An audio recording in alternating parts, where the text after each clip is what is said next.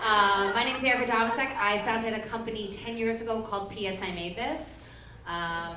What else? Is that what we're doing? And your son is 8 months old. 8 months old. His name's Wiley, and he loves to smile. And that's what we got. That's what we're doing with it. We're keeping it simple. Yeah.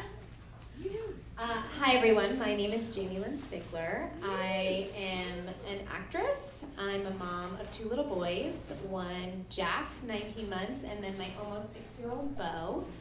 I am an advocate for those living with chronic illness. I myself live with MS and have found that it's allowed me to open myself up and be an example, not just for people living with MS, but anyone that's living with any struggle or feels like they need to hide a part of themselves. I found that I've been able to celebrate myself and be celebrated in just being vulnerable. And because of that, it led me to my most favorite thing about my life right now, other than my kids, which is a podcast I have with this next gal called Mama Said. Hi. Hello. Oh. Check. Okay, I'm going to use this one. Hi. I'm Jenna Paris. Thank you for having me. I'm so excited. This is my first panel, so this is very wonderful. Oh, really? Okay, Jamie's here. So yes, I am a mom of 2. My son is 4, my daughter is 1.5. And before this, I was a stay-at-home mom. I worked up until I had my first baby.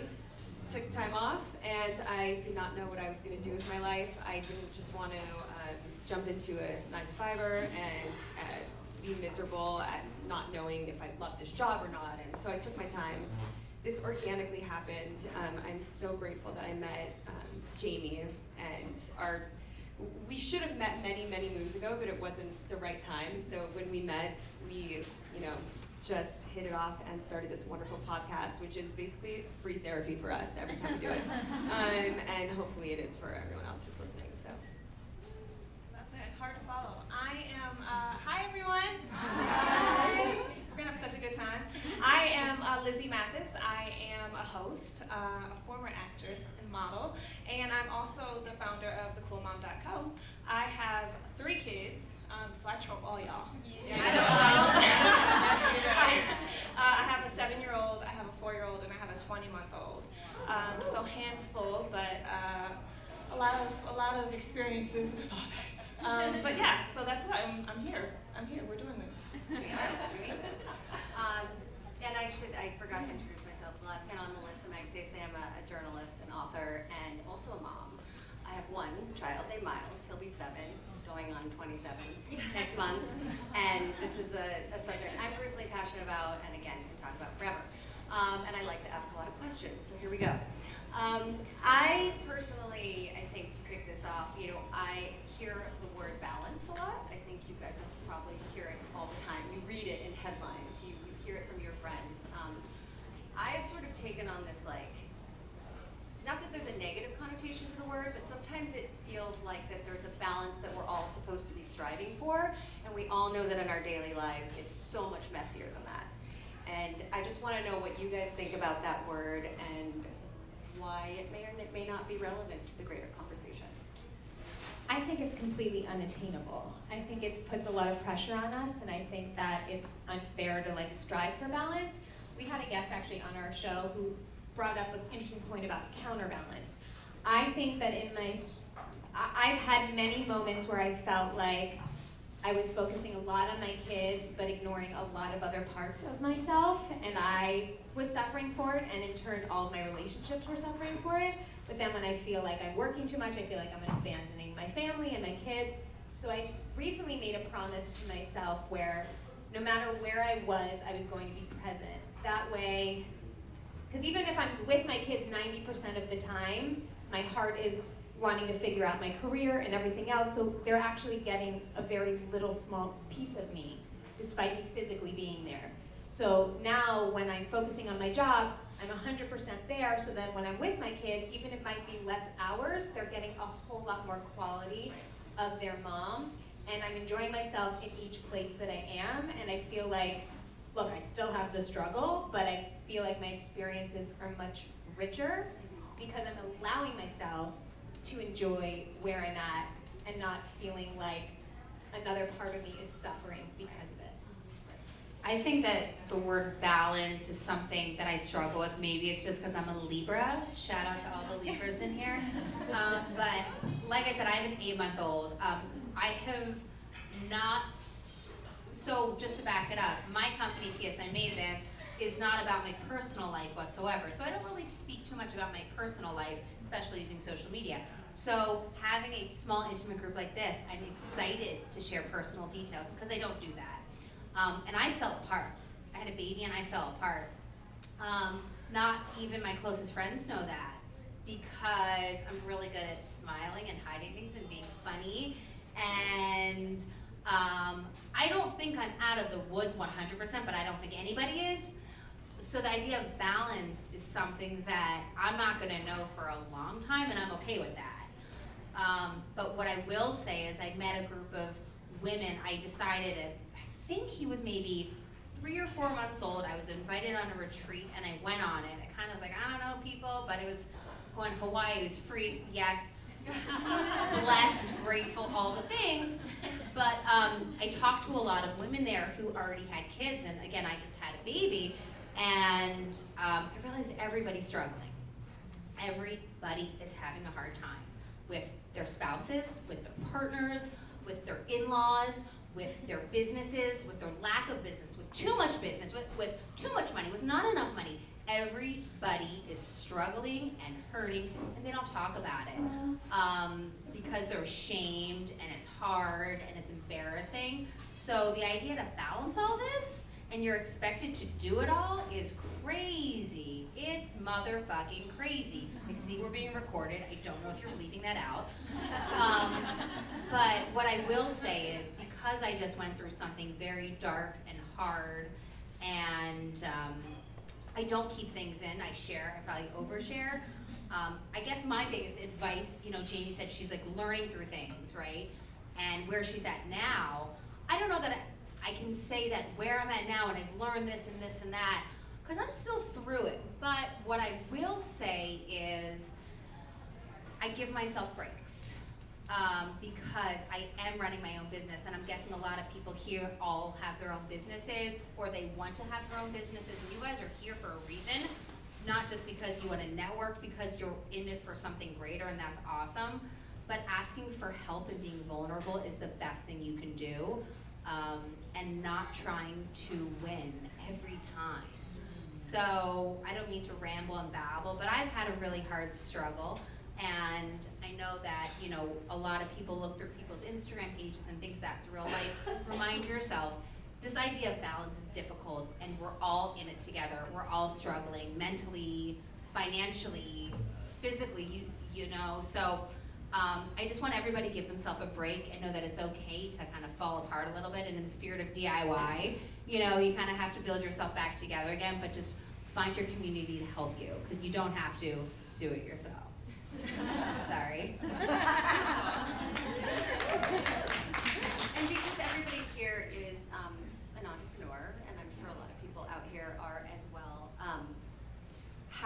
becoming a mom and having a job, whatever that is, helps you become more efficient in a lot of ways. But then when you're working for yourself, I would argue that you can also be working all the time. You can also be in that music class. You can also go to the beach early on a Friday and not check in with someone. But then how are you, again, the B words. I'm not like big on balance, and I'm not big on boundaries. I think we need to redefine almost what boundary means in a lot of ways. But like, how are you practically implementing those boundaries, I guess, for lack of a better term, so you can feel like you're being really efficient at your work and, you know, building your brand and your business, but also shutting off? I mean, for me, realistically, I don't think I'm ever going to get to a place where I feel 100% balanced.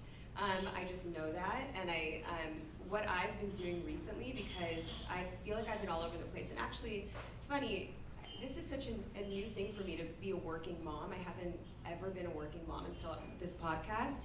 And when you say we're all entrepreneurs, I'm like, am I an entrepreneur? This is, you know, this is such a whirlwind, and it happens so fast and organically that it feels so good, but I also have to take a step back and be like, I'm a working mom. That's so weird. I'm so not used to it. And it's first of all, it's nice to be reminded that I'm a mom and I also work and I'm actually still alive at the end of the day. And but what I was gonna say is that I don't strive for the big balance. I kind of have like a checklist. Like, what I want to do is start to do a menu and do the same food or the same dinner every single night of the week. So Monday is pizza, and that's like my goal. So I'm working on little teeny goals to make myself feel better, and that's like my little checklist. So I'm not looking for like the big picture, like how am I going to feel whole? I'm just doing little baby steps, and that I think in turn will make me feel like I'm more organized as a human. Yeah, I mean, listen, I think that balance is BS. I really do. I think that I feel like I've talked to a lot of power player women, and all of them say the same thing.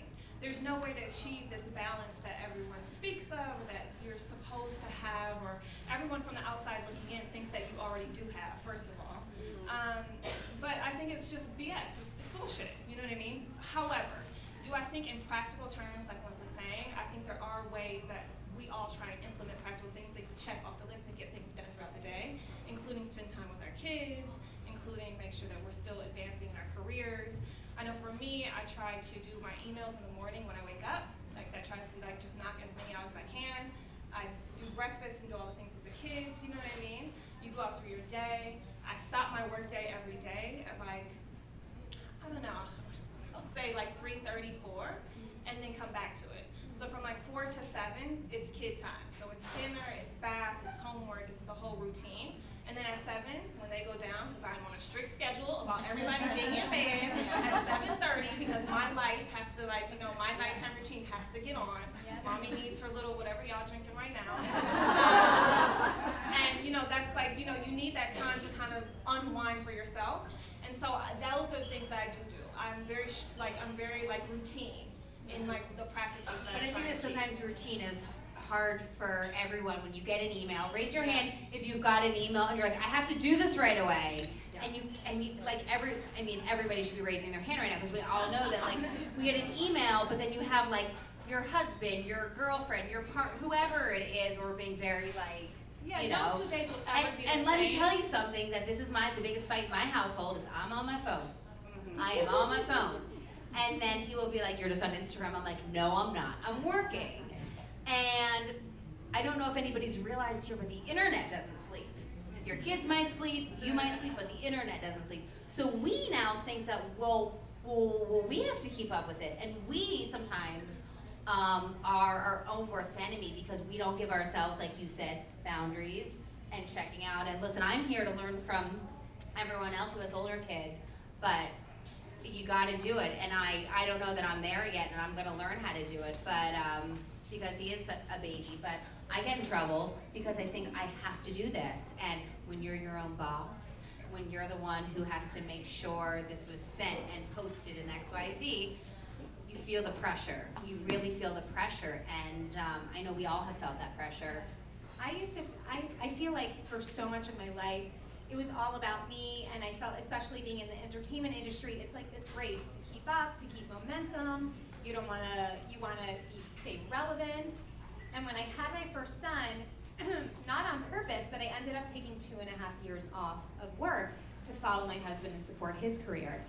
And it was very similar to you, one of the darker times of my life. I was feeling like I was actually a bad mom, because I thought I was supposed to be experiencing all this elation, and that I was supposed to be happy all the time, that I was with my baby and getting to spend all this time, but I was feeling a lot of dark and lonely things at the same time. And I think that having been through that and having that perspective, and then giving myself permission to step back into a workplace and to have a job and to have that part of me still be something that's important, it's now fun to have something that holds me accountable.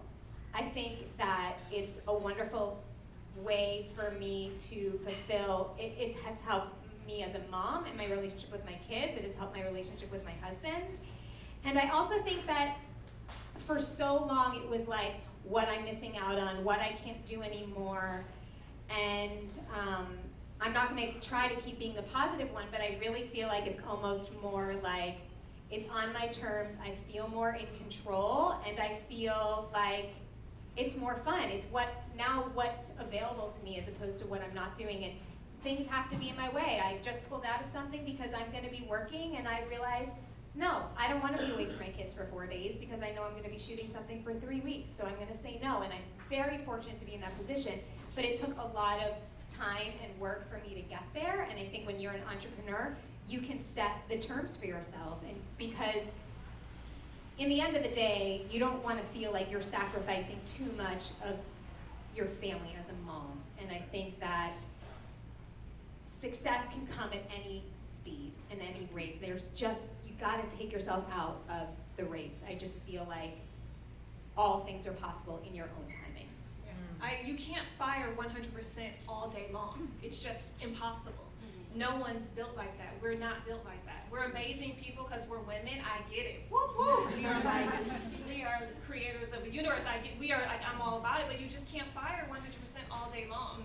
So you have to find whatever those little moments you have that you can give 100% to this, but then, like Jamie said, like you go to work, right? You give 100%, and because of that, she's able to come home and give 100% to her kids in that moment. But think about it, you can't do all at the same time. So I can't be at home giving 100% to your kids and then also giving 100% to work. Something's gonna fall. So, you just make choices, you find your rhythm. And I think that, for me, boundaries have kind of helped a little bit in finding a little bit of that space. Somebody I was chatting with earlier said something really kind of beautiful about, being working women, working moms, of creating the life you want, right? I mean, that applies to all of us. Kids, no kids, whatever, but I find it interesting that I didn't know it at the time, right before I got pregnant, but I was kind of creating a life that made room for being a mom, but also having the flexibility of having my career and keeping to advance my career. That's important to me too.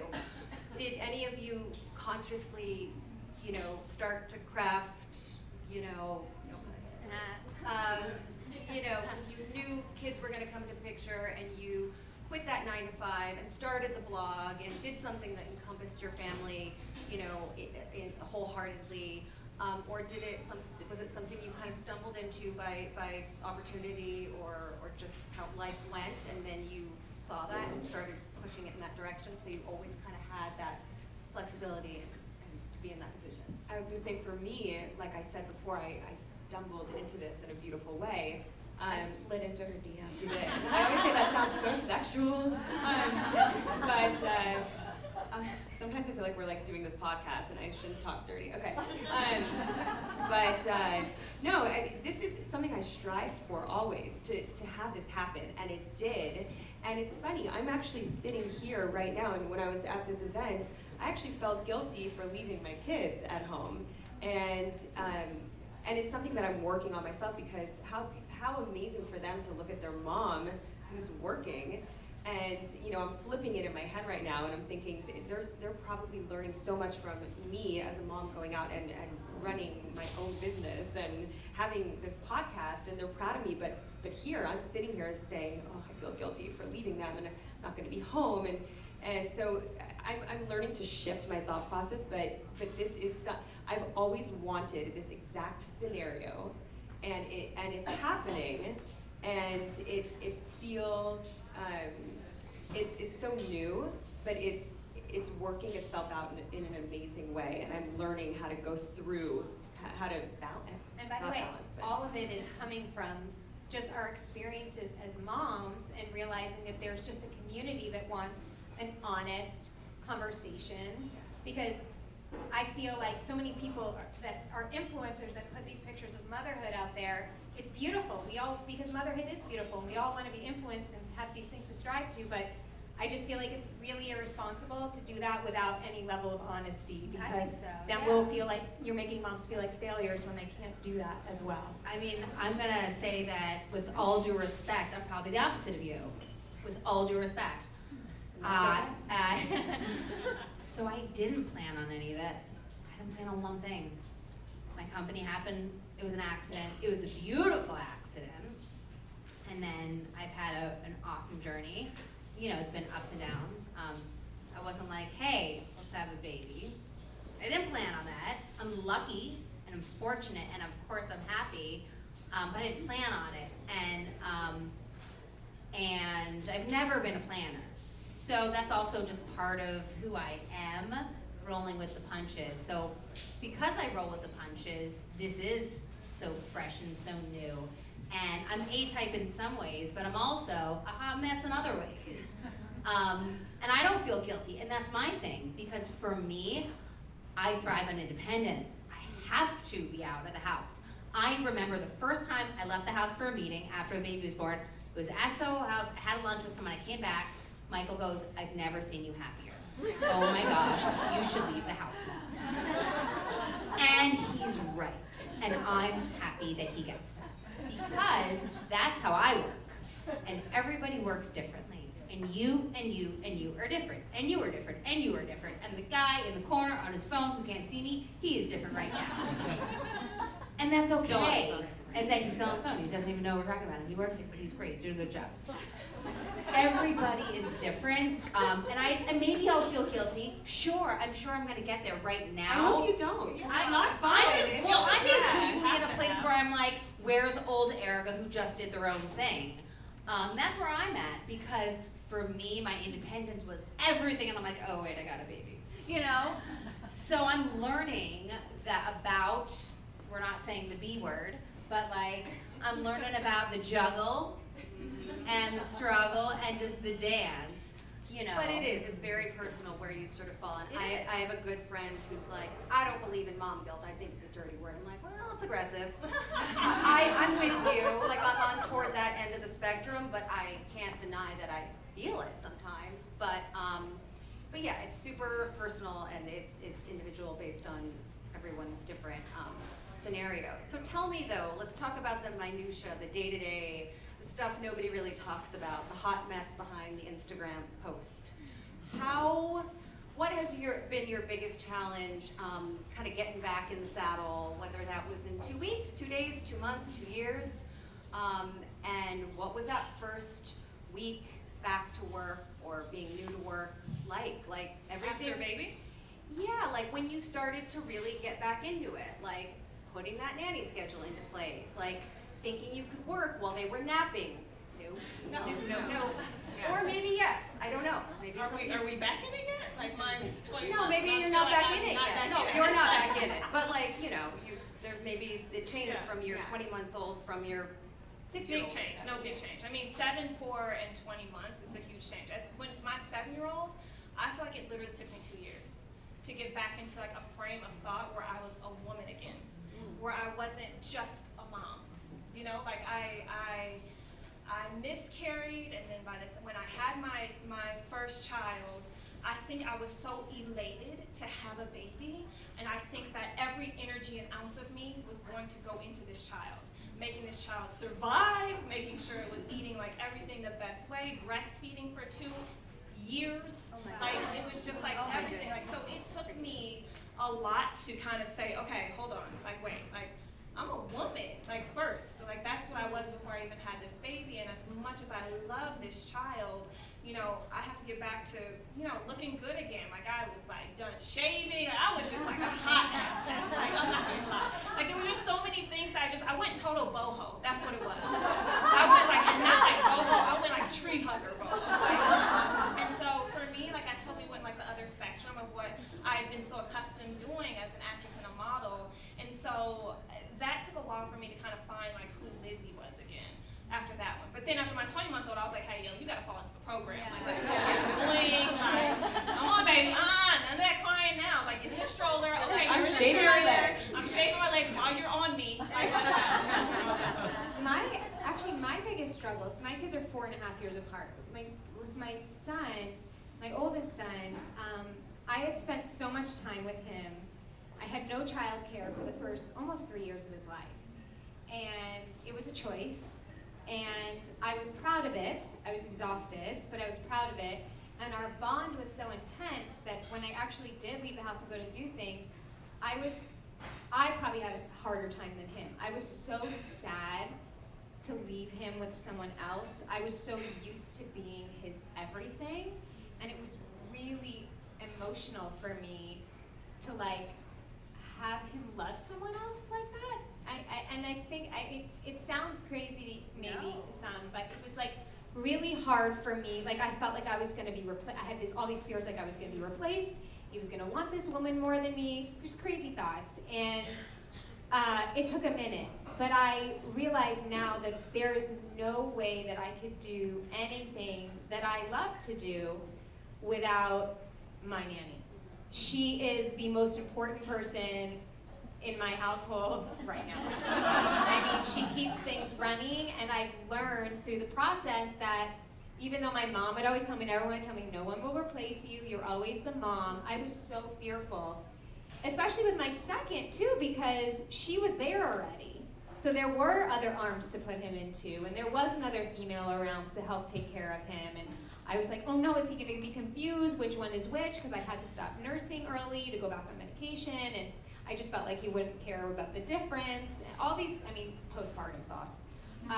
But I have settled into the fact that it does take a village. That saying is around for a reason. I have no family around here, so she is the one that I depend on, and it's the only way that I was able to take my baby steps back into, you know, the work world. For me, it was what I kind of realized. It took a little bit, but if you don't work, I'm talking about your insides. Like, if you don't work, you can't work professionally. And I just would say that to myself. If you're not working, you can't go to work. And I would just repeat that to myself. If you can't work today, meaning insides, then you can't work. And because I wasn't gonna be all in, and no one's ever gonna like crush it every day, but like it took me a minute. There were some things that happened in my home that were frustrating and hard for me, but we all get through it. Everybody does. You'll find your silver lining, or your like rose gold lining. But yeah, you can't work until you work. So I will say mental health is the most important to work on. I'm still working on mine. We should all be working on ours. But that's my biggest takeaway through these early months, for sure. I know everyone here has sort of running their own, or you're running your own business, and it's not the conventional be in your seat at 9 till 5, but I'm wondering if anyone has any insight, because we were talking earlier about, you know, being in a collaborative environment, showing up. I know when I was early on, when I took on projects, I would kind of like really mask the fact that I was a mom, because I was afraid that the people who didn't know me, if anything happened, if I was late on a deadline for like 10 minutes, oh, she has a kid at home, you know. Like I had that mindset, like you and I were talking earlier about pitching projects and stuff, and your projects don't always have to do with being a mom. None of them. None of them. Yeah. But so like, do you ever find yourself tempering that side where you can't, in today's society, in today's workforce, feel like you can just be full? I mean, you're not coming like showing pictures of your kid, you know, like putting up a slideshow at the office, but do you know what I mean? Like, just a quick little story I'll just say, and then I won't say anything else, but literally on the way here, guys, someone said, hey, can you do a call at 9 a.m.? But they actually gave me central time, and because I don't do public math, I got the math wrong. So I was like, yeah, I thought it was like 10 a.m. Cut to, my nanny doesn't get to my house till 9, so I couldn't do my call till 9:15. And I literally went to and I was in my head, the email said, I can't do my call at 9 because my nanny's not here at 9:15. But I'm like, I'm not gonna write that. But I was like, can we just push it 5 minutes?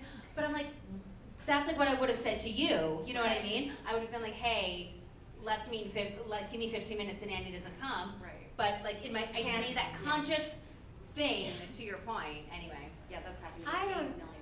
I don't know.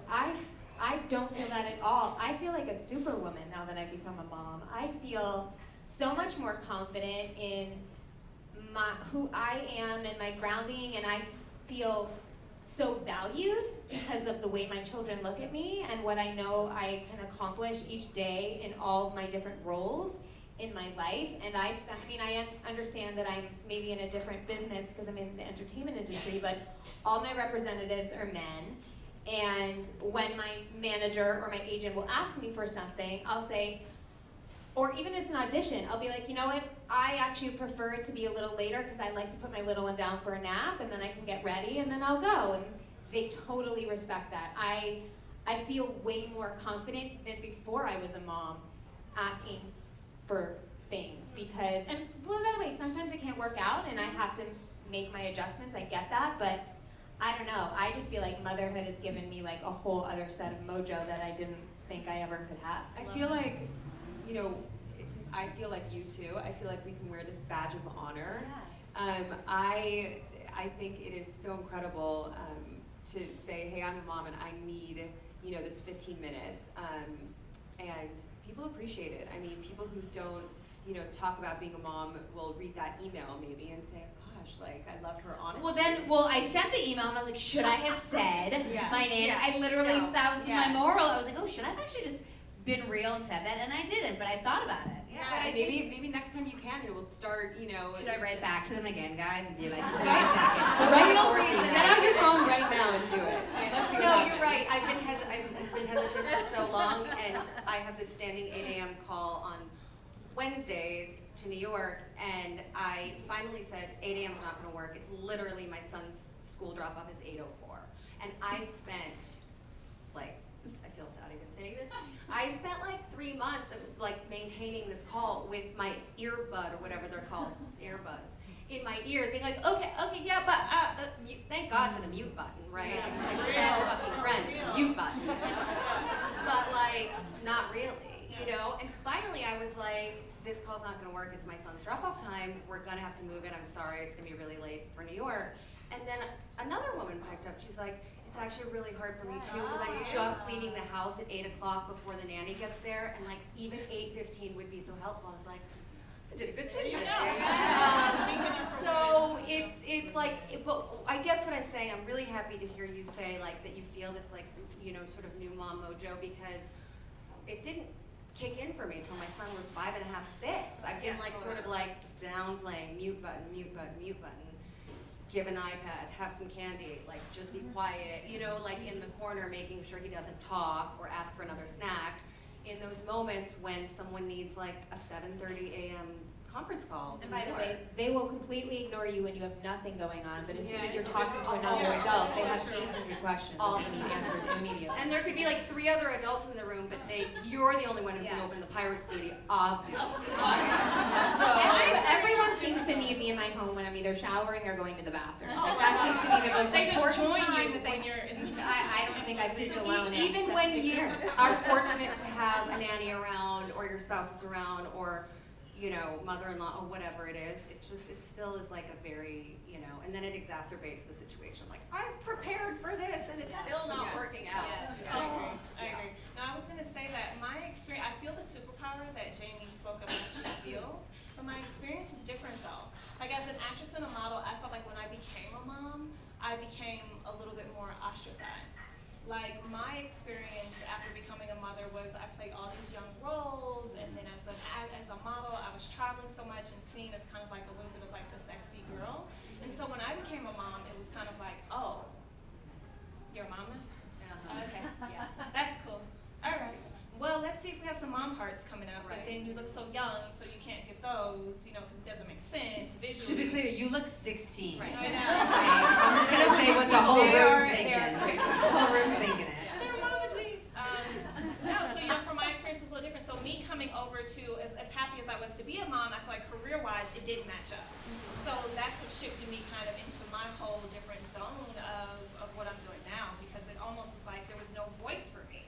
There was no voice of someone who was this young mom who still wanted to do fun and cool things or whatever, and get back to her womanhood. You know, and it was kind of not being seen like that in the career I already had. So it kind of forced me to go a different route, which was a great route, and just like Erica said, it was a happy surprise. But yeah, it was a little different of an experience. My last question, because we're going to open it up to the floor, but I find the most helpful part of being a working mom is when women are really real, and you're not just talking about like, look at all the things I've been doing today, and we're pretty good about it. But what do you think we as women to really reach out and support each other and have compassion in a way we hadn't before, whatever, need to be addressing, like a topic or a subject that you think that like more women should be talking about in order to really unite us in a way that we can constantly be uplifting each other and constantly be compassionate and constantly be like aware of what new moms, working moms, whatever it is, you know, just constantly be in service to each other. I would say something I feel very passionate about, especially on the podcast, I talk about it a lot, is what happens to your relationship with your partner once you've had a child. I love my husband, but that's just it. I mean, it has been very hard for me to like get back and like want to be romantic and want to do the things that I used to be touched, like to be loved. Like I do things for my kids so much, and I didn't want to do anything for my husband, and I didn't know why. And well, he's very annoying sometimes, but like no one talks about it. Even some of my best friends, when I'm like, I can't stand my husband right now, they're like, ooh, that really? Like, that's so weird. I'm like, what do you mean you've never felt that way? Like, don't you just want to like kill him sometimes, or like smack him over the head, or like, am I alone? Like, wait, you have sex 3 times a week? I know you're lying. New mom, I know you're lying. And I'm like, I haven't had sex in like a month and a half. People know my husband here, sorry Neil. But I mean, seriously, like, don't lie about how many times you've had sex with your partner, because people have done that, and maybe they're not lying, and more power to them for being super sexy after they have had a baby, but it took me a good 1.5 years to like even feel remotely comfortable in my body. I mean, my stomach, like I stretch so much, like I don't think I will ever feel like the sexy Jenna I did before I had kids, and I'm coming to terms with it. And I know my husband still thinks I'm sexy and beautiful, and like that's why I'm with him and that's why I love him. But people, I just think, need to be more honest about their relationships with their significant others after, because it takes a toll on your relationship. I think the whole journey of motherhood, it just involves so much comparison. I mean, from the beginning of like whose baby's sleeping better, who's crawled first, who talked first, who this, and it's natural, and the mommy shaming and the judgment, all that. I mean, it's an unfortunate thing that comes along with this whole new journey. But I think what I would ask people to do is like share your successes and share your victories, but please always put the disclaimer, either what went on to achieve that, or what also happened along with that, because kind of like what I was saying before, I mean, it's just not fair, and it's also not the truth. I mean, I think that I find that I feel so much better about myself when I am being honest and being vulnerable, because there's so much more connection that happens. There's so much more community and relationship that happens than like, sure, I could say like, I got out of the house today and we recorded 2 podcasts and I had lunch by myself and I'm here in front of all of you and it has been a great day, but I FaceTimed my kids 3 times and I cried when I spoke to my son, and I'm missing his first day of school next week because I have to do work in New York, and there's all these things that really suck, and I can show you on my red carpet and how excited I am to be there, but I'm also going to tell you that I was hysterical crying on the way, and I was crying on the way back and on the plane ride because I missed these things, and it's just, I ask for the transparency because... I think that's so great that the fact that you can do that though, the fact that, and that, I didn't mean to interrupt, but like, I want to hear that. I want to hear I feel grateful to be on this panel with people, amazing women who I now consider like friends and mentors. But to what you said about sharing things like my relationship, I think I maybe kicked Mike out of the house 17,000 times. Like, it has been dark. Yeah. It has been dark. And listen, if you don't have anything nice to say, come sit next to me, because we can talk. Because that's just who I am. But it's also, I don't want to be a negative person, to be clear, because I'm actually a very positive person. I'm just real. You're in it right now. I'm fucking in it, guys. You are. You're in the But what I will say is, and these are the things to tell, and these are very broad. I'm going to tell you some very personal things that I've never said in public. My best friends know this. My husband lost his job. we lost our health insurance. I had a baby a couple weeks later. Like, shit got real. Shit got really real. So to talk about Instagram and meaning like what's real, what's not, I'm like, we didn't know when he was gonna get a job. I couldn't work. I didn't want him in the house. This was real stuff that I'm talking about. So postpartum anxiety sprinkled with a dose of depression, with a little like scoop of like fucking just like being a new mom. It was crazy. Trying to run your own business and trying to stay afloat, trying to be a good mom. Like, that's all really hard. So to your point, transparency, sharing things. You don't have to speak to, 76 people in a room. I have no idea how many there are here. If that's the number, I swear I should win a car. But this is a treat for me to share with you guys, because I'm sharing to hopefully say that, like, we don't have to keep it all in. No. We don't have to keep it all in. And if you have a platform, you don't have to put everything out there, but maybe one person or 3 people or 300 people will hear the 1, 2, or 20 things you said and say thank you and say you inspired me. And you will build your audience. I tell you, my first vulnerable post was about when I had to stop nursing my son. And it was the most likes and the most comments I had ever gotten on my Instagram. And I was like, oh my God, I have all these moms that are following me. I didn't even realize that are feeling, by the way, the gift that it gave me beyond all of that was just, reading all the comments and just making me feel so much better. You will build your audience. You will build your relationships with your honesty, because I just like anyone, love to be influenced and inspired by beautiful pictures. I love to see that. But when you get those little doses of the reality, people will feel so much more connected to you, and that will, like you said, one person or 1,000 or 10,000 people, and people take that with them, and that's life. That's what it's all about. Like, beyond anything is just the giving and the receiving between us, and it's a beautiful thing that you can make happen. Very simply. And I've never been able to connect with a stranger faster in my entire life. In my entire life, men, women, doesn't matter, than someone who has a kid. That's one thing I've learned.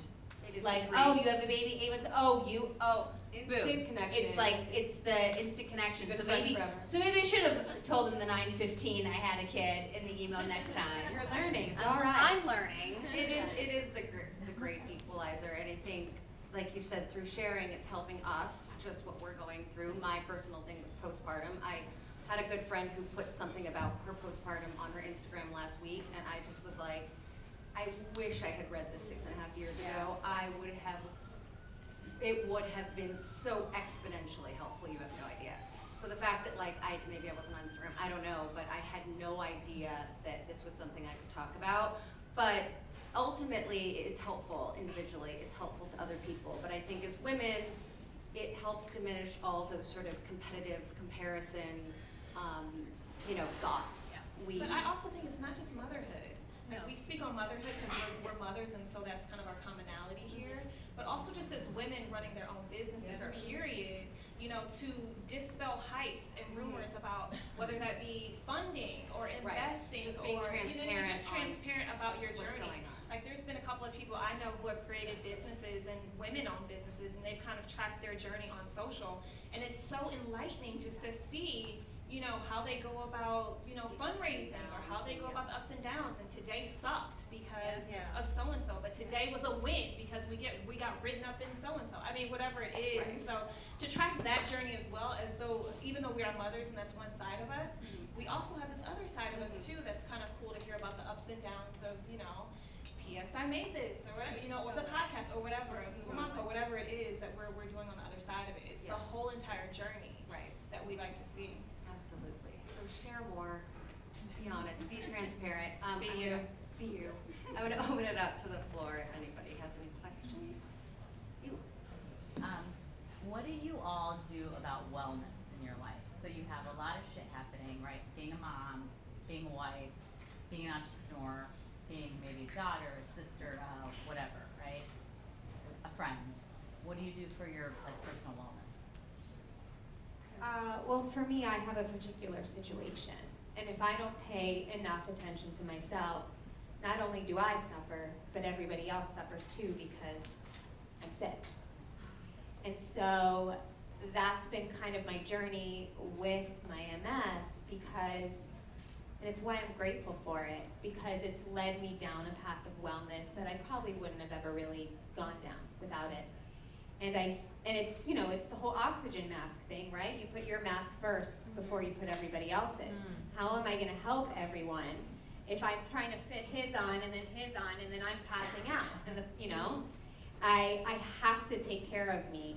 And so I would schedule workouts during naps when he finally got on a schedule, but I didn't do that until he was on a schedule. Date nights is part of my wellness, connecting with my husband, connecting with my friends. We just had a girls' weekend this past weekend.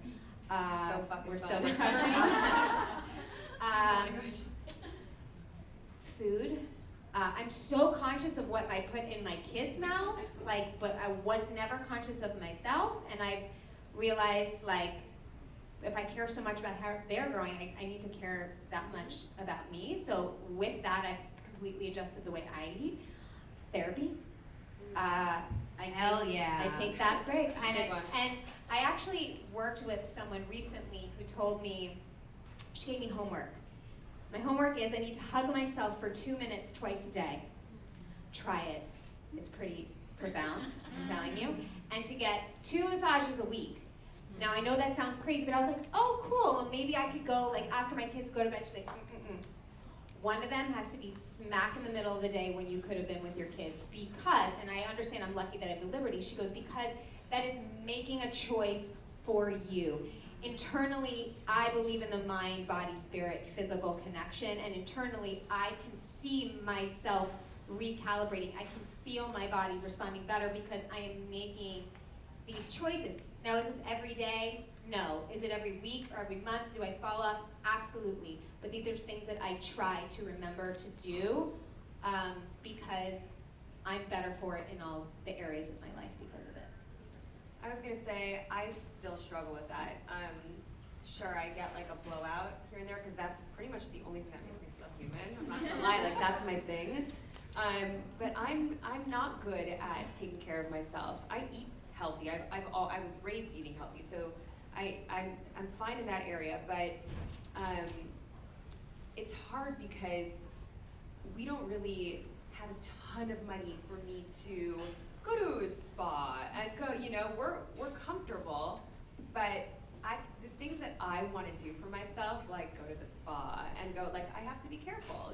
We're raising 2 kids. My husband has an amazing job, but doesn't mean I can, get my hair done all the time. So I need to figure out what wellness means for me. And Korean day spa. Okay, super around cheap. my block. Yes.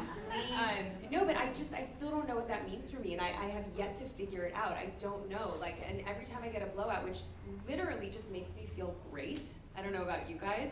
My husband's always like, oh, another blowout. Every time I'm like, but this is what makes me feel really, really pretty and really, really I'm the same amazing. way with my nails. And he doesn't get it. Yeah. Yeah, and that's my thing. I don't even have my nails done, but blowout is my thing. And every time, I hope my husband listens to this and he truly understands that blowouts mean a lot to me, Neil. And it just that's my wellness, I think, right now. As silly as it sounds like, I have 4 or 5 days of feeling really good. It's not silly. I think that everybody you have to find your blowout, right? Find your blowout, find your magic. If it's not your blowout, for me, if my nails aren't done, I am not me. I'm just not me. My wellness journey is I do not feel, my body right now is not a wonderland for all the reasons that you can understand. So, knowing that I gained a lot of weight, to be clear. So for me, everyone's like, but you just had a baby. I'm like, I know. And if one more person says that to me, I will go for the jugular. I get it. I had it. But I want to feel good. Yeah. And I've never been a stick. I'm curvy. I'm fine with that. As long as I can fit into my clothes, that makes me happy. And I can. So boxing right now is my jam. Like that to me is, so I have to find the time so I can box. Right. And I have to figure out when I can go so I can go to a class. So that and like making healthy food for myself has been really fun, and that is filling my soul. And it's baby steps. I forget who said it, but you're not going to do it all at once. You know, it's attainable goals, small attainable goals. Yeah, you have to find your wellness checklist, right? And I think, let's go down the list. I mean, it's baths, it's wine, it's Bon Appetit magazine for me. It is being my husband, which is over there. He loves to watch like the TV and games at night, like his sports highlights and all that stuff like that. For me, it's removing myself from that. As much as You I don't love watching sports? Hell no. I'm good with sports, like I love sports, but I just can't watch it like every night. So it's like, so it's finding my little moments of time is my wellness. I'm not balling, you know what I mean? Like money isn't like, flowing through the house like that. So, like you said, going to spas or whatever isn't necessarily my wellness at this moment right now all the time. But there's the ones that come to your house for like $100. What's that What a one? massage envy. No, what's it's the just something yeah, like the little like app or whatever like that comes new when the kids go to bed. Yeah, Squeeze or something like That's that. the For blow. 30 That's the minutes. blowout sister company. What'd By you the say? way. Yes. Like, Wait. so there's these little apps or whatever you can find to like come to the hospital. Those little things right now are like my little wellness tidbits. I was gonna say you found like Allie Webb, the owner of Dry Bar. You just found her new campaign to find your blowout. I'll let her know. You got a whole month of blowouts for free right there, girl. I was curious, what is the first 20 minutes of each of your days look like? Rolling around in the bed. No, it's not 6 a.m. No, not yet. No. Mine is probably, my first 20 minutes is probably fighting the fact that it's time to get up, and then hitting snooze, and then finally getting my feet to the floor. Once my feet are on the floor, then it's all game is over. Like life is happening. So it's really like I said, I try to knock out emails like the first, thing of my day, and then after that it's like kids up until, well, 2 of them are out of the house, and then I still have the other one. So yeah, you get the drill from there. For me, what I'm trying not to do is go on Instagram the first thing in the morning. It's the first thing I do. It's like, that like, you just do it. I'm trying not to because my kid's next to me. And that's like I should really be present. And so I'm really trying hard. But my first 20 minutes are him going, I'm hungry. Take me downstairs. I'm hungry. And then after the 20 time, I'm like, okay. So that's just, and then we go downstairs. And then my daughter wakes up. And then, like you said, it's go time. Mine is, he's a freak, 5:17. Every morning I hear the first little whine. But he stays in his bed as long as I leave him in there. He doesn't cry, he just kind of talks. So that's my time to kind of slowly get up. Then I look at my phone, I go through any emails or text messages, and then I put my Apple Watch on. I leave my phone in my room, I go out, get the baby, my other one wakes up, and I am on the floor with them. My husband brings me coffee, then I'm cooking breakfast. Well, yeah, because he's not doing anything else. Like he has a ton of time to make How do we get coffee. them to do that again? I love how Because I'm with the kids. He's like, doing his whatever, taking his long showers and stuff. So he brings me coffee. Oh, that pisses me off. But what I found, I told Jenna with the Apple Watch was that I try not to be on my phone, but if I have an important call, I can look at my watch and decide whether to get up and get it or not.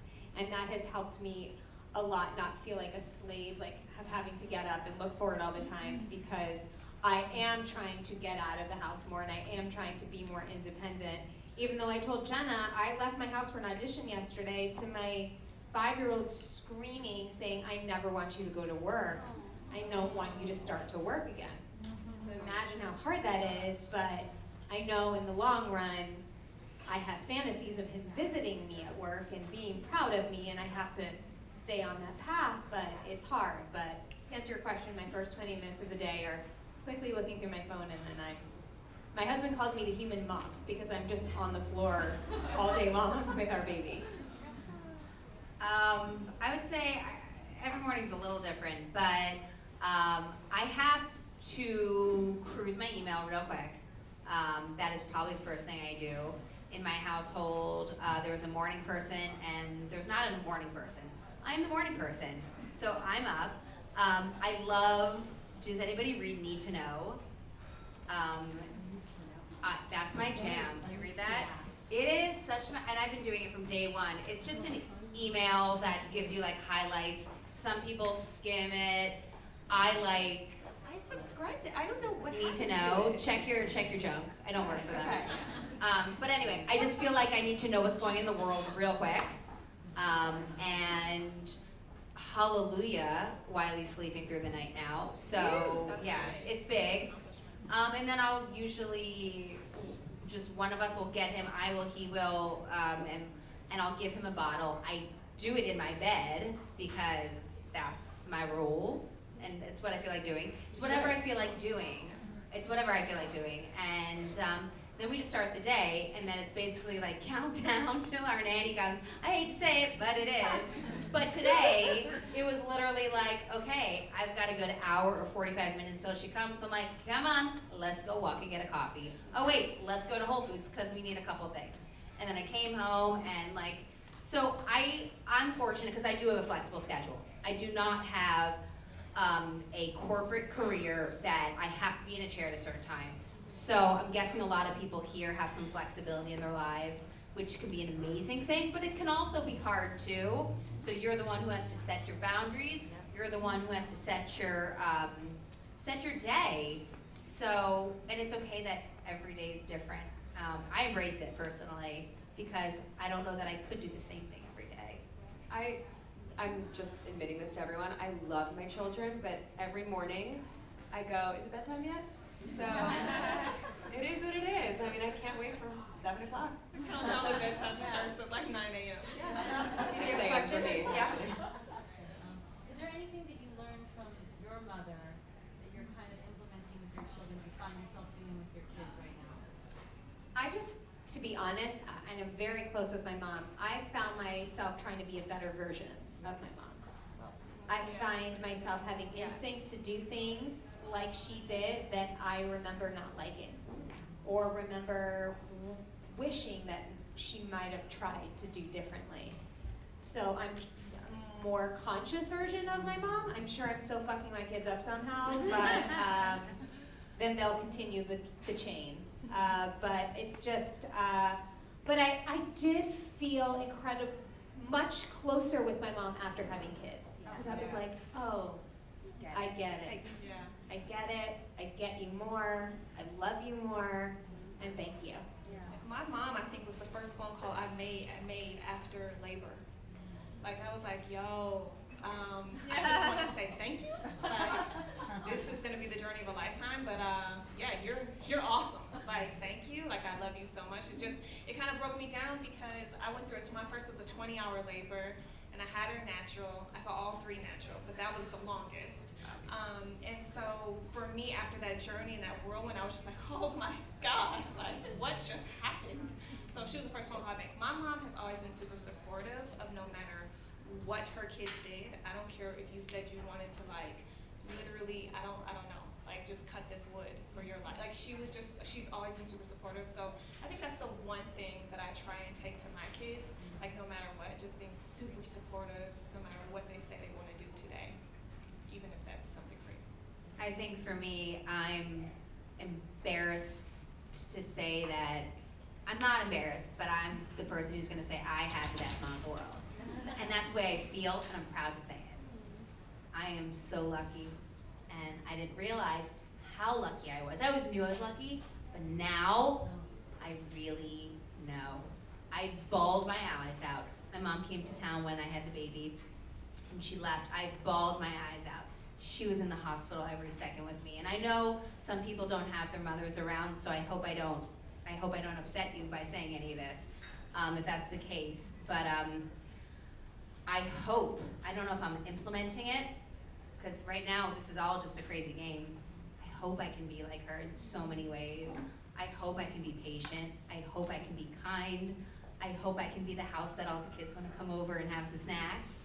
I hope I can throw the best birthday parties, and I'm gonna fuck it up, for sure.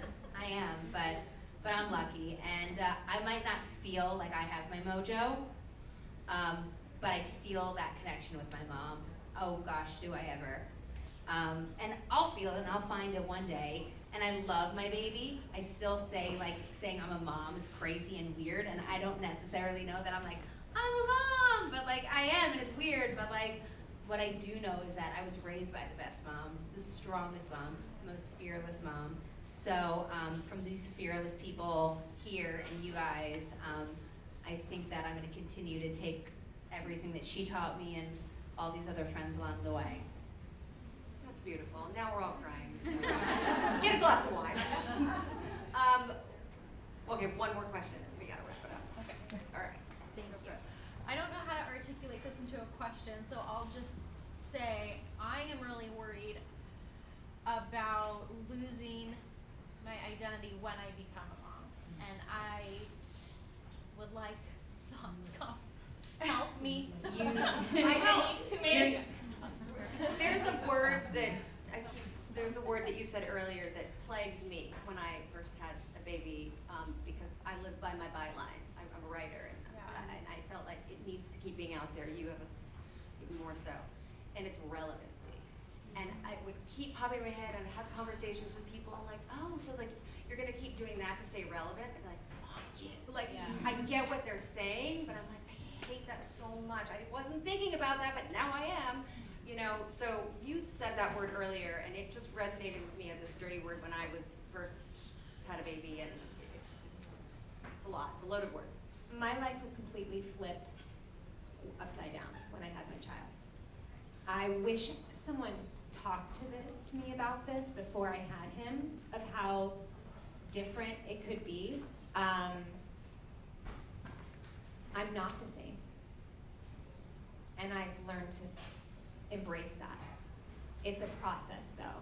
I don't think you should feel, I think that you need to go through those feelings. And Jen and I's very first show we ever recorded was, who am I now that I'm a mom? Because every mom I've ever met in my entire life has felt this way after a baby. Like, your identity is completely stripped. You're at the mercy of this infant, and it is so hard. It is so beautiful. If somebody had, at that time, I'm like jonesing to touch that 9 days right old. now. Oh my God. But I also feel for you because I remembered it more my second time around, where it was just, and it just keeps playing through, is this too shall pass. You figure things out. You grow with your child. You are a new version of you. It's a new life. You are never the same. You will never sleep well. You will never not worry, but you will also feel so many things that you have never felt before in your life. Everything is greater. Yeah, it'll trump anything that you've ever lost, that you feel like you've lost, you know, things that you will really feel will trump any of that. It will. It's just, In the words of my down south husband, don't be scared. Don't be scared.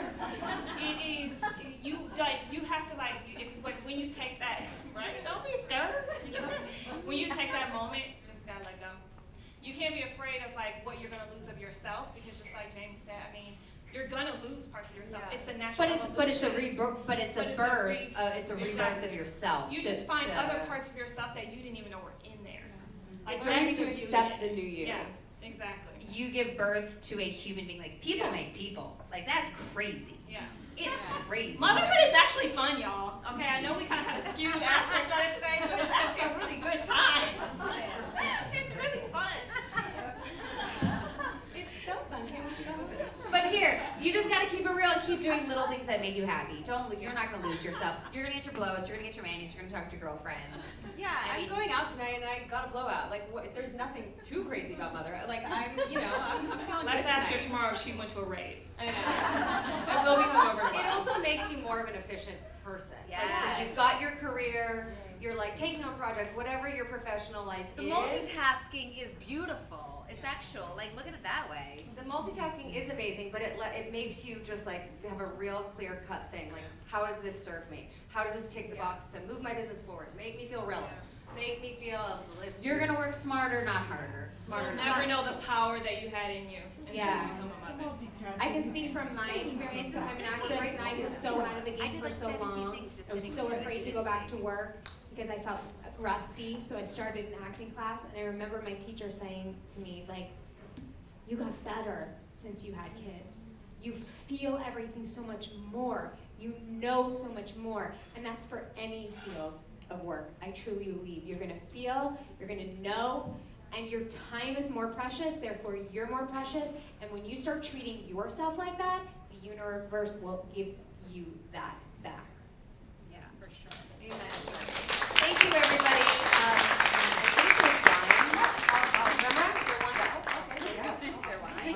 I just wanted to thank all of you so much for this panel.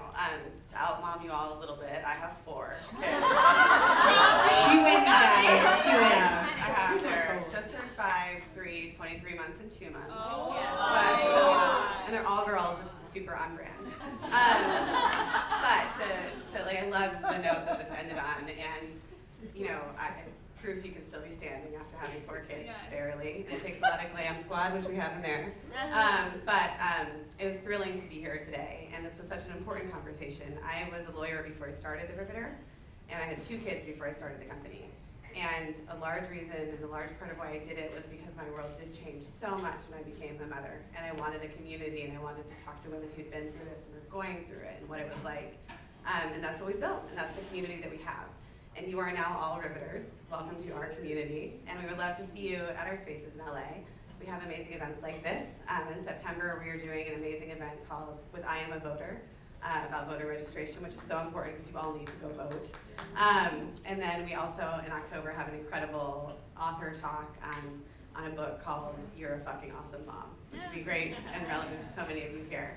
And then in November, we have a national summit in New York with Stacey Abrams and Robin Roberts and a number of other amazing speakers.